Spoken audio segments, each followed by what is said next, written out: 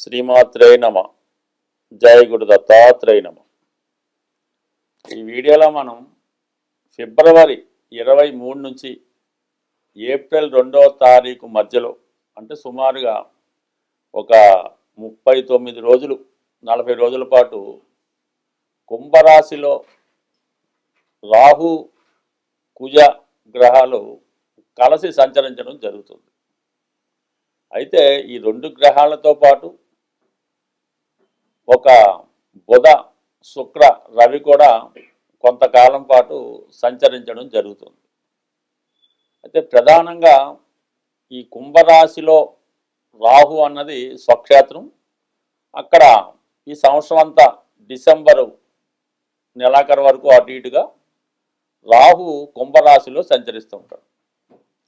అయితే రాహుతో ఏ గ్రహం కలిసినా కూడా ఆ గ్రహ కారకత్వాల్ని రాహు స్వీకరించి తను ఇవ్వడం చేస్తూ ఉంటాడు.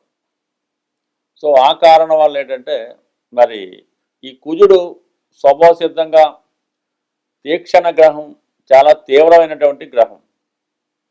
అటువంటి కుజుడు మరి రాహుతో కలిసి ఉండడం వల్ల ఈ రాబోయే 40 రోజుల్లో కుజుని యొక్క కారకత్వాలు చాలా వరకు ఇబ్బంది పడడం జరుగుతూ ఉంటుంది. అంటే కుజుడు సంబంధించినటువంటి వరకు ఏంటంటే, సాధారణంగా వివాహ జీవితంలో ఉన్నటువంటి సమస్యలు, స్త్రీలకి భర్త యొక్క నడవడిక, భర్త యొక్క ఆరోగ్యం, యోగక్షేమాలు, అలాగే మిగతా వారికి ప్రమాదకరమైనటువంటి ప్రమాదాలు, అలాగే అన్నదమ్ములతో ఆస్తి సంబంధించినటువంటి విభేదాలు, అలాగే ప్రభుత్వ ఉద్యోగులకి ముఖ్యంగా ఈ పోలీస్ డిపార్ట్మెంటు, ఇన్కమ్ ట్యాక్స్, అంటే ఎవరైతే ఉత్సాహంగా అవుట్డోర్ వర్క్ చేస్తుంటారో యూనిఫామ్ వేసుకొని, వాళ్ళందరికీ కూడా కొంతవరకు ఈ అపకీర్తి, ఇబ్బందులు రావడం, ఉద్యోగపరమైన సమస్యలు రావడం జరుగుతుంటుంది.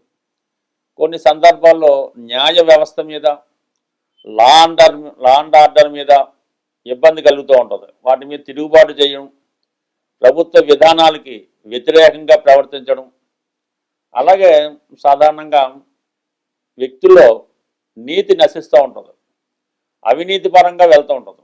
ఎవరైతే సన్మార్గంలో వెళ్తున్నారో వాళ్ళు ఇబ్బంది పడుతుంటారు. అలాగే దుర్మార్గంగా, అలాగే దారుణంగా రౌడీయిజం చేస్తూ, ఇతరుల ఆస్తి దోచుకుంటూ, ఇతరులకు ఇబ్బంది కలుగుతున్న వాళ్ళకి ఈ సమయంలో వాళ్ళకు అనుకూలంగా కొన్ని గ్రహాలు, ఈ రాహుగ్రహం పనిచేయడం జరుగుతూ ఉంటుంది. బట్ ఏదైనా రాహుతో ఏ గ్రహం కలిసినా ఆ గ్రహానికి సంబంధించినటువంటి కారకత్వాలు ఇబ్బంది పడడం జరుగుతూ ఉంటుంది. అలాగే ఒకరి జన్మజాతకం అనుకుందాం ఉదాహరణకి, ఈ రాహుతో కుజుడు కలిశాడు అంటే, స్త్రీల యొక్క జాతకం అయితే భర్త గారికి ఇబ్బంది కలగడం కానీ, నష్టం కలగడం కానీ, వ్యసనాలు పాలవడం కానీ జరుగుతూ ఉంటుంది. అదే శుక్రుడు రాహుతో కలిస్తే మగవారి జాతకంలో భార్యకి అనారోగ్యం కానీ, ధన నష్టం కానీ జరుగుతూ ఉంటుంది. అలాగే జాతకుడు నైతికంగా వ్యభిచార యోగం చేయడం, ఇతరుల మీద వ్యామోహం పెంచుకోవడం, ఈ విధంగా జరుగుతుంటుంది.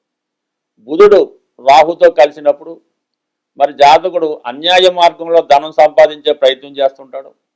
అలాగే బ్లాక్ మార్కెట్ చేయడం, డాక్యుమెంట్స్ తారుమారు చేయడం, ఫేక్ డాక్యుమెంట్లతో రుణాలు స్వీకరించడం, ఈ విధంగా ప్రజల్ని మాయ చేస్తూ ధనార్జన చేయడం జరుగుతూ ఉంటుంది.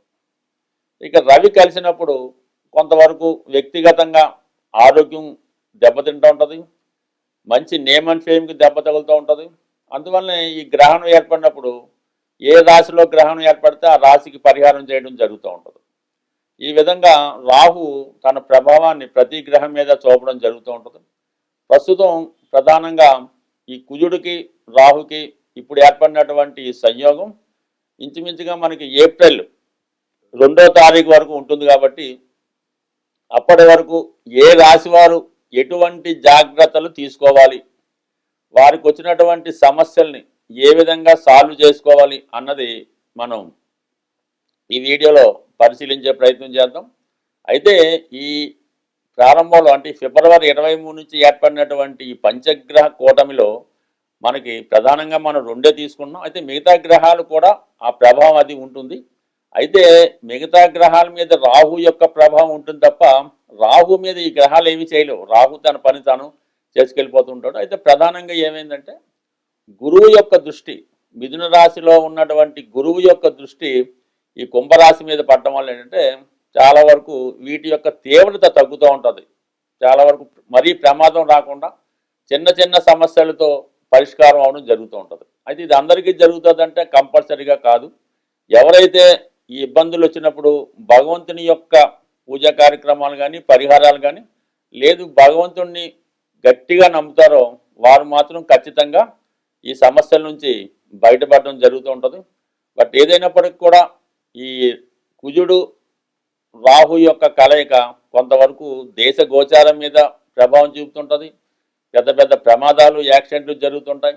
ప్రభుత్వాలకు కూడా ఇబ్బంది కలిగే అవకాశం ఉంటుంది. స్వస్తి.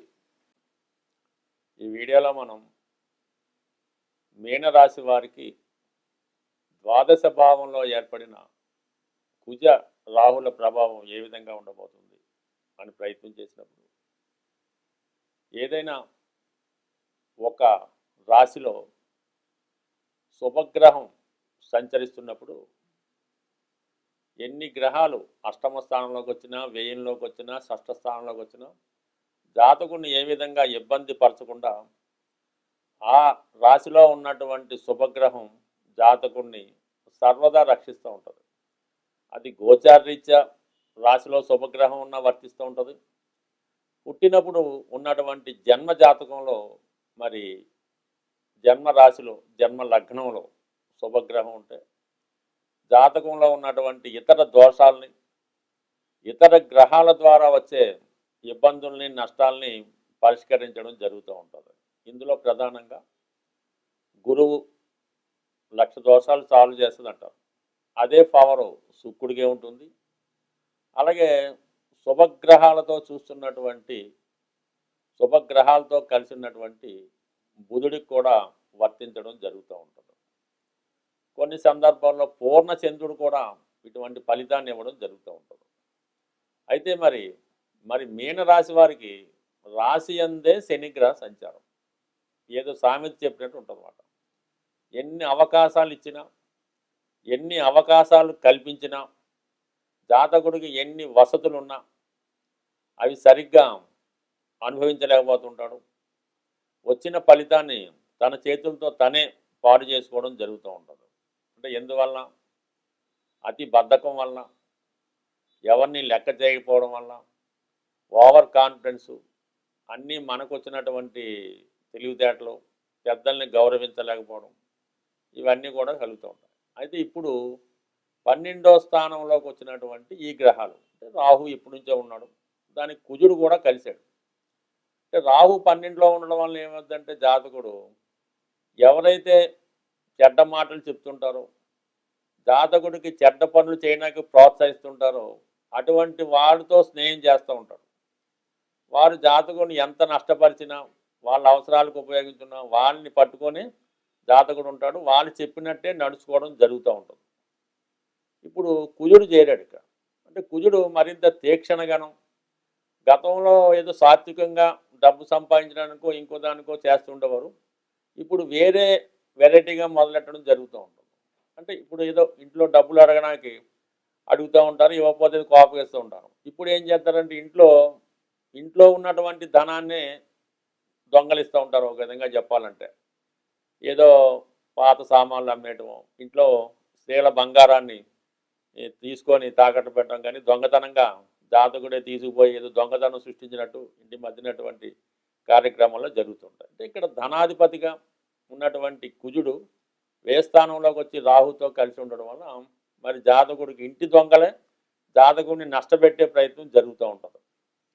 అలాగే కుటుంబ సభ్యుల నుంచి కూడా సహకారం అందదు. ఇది గతంలో ఏదో ఎవరు చూస్తుండేవారు, సమయానికి డబ్బులు ఇస్తూ ఉండరు, వాళ్ళు జాతకుడు ఏ విధంగా సహకరించరు.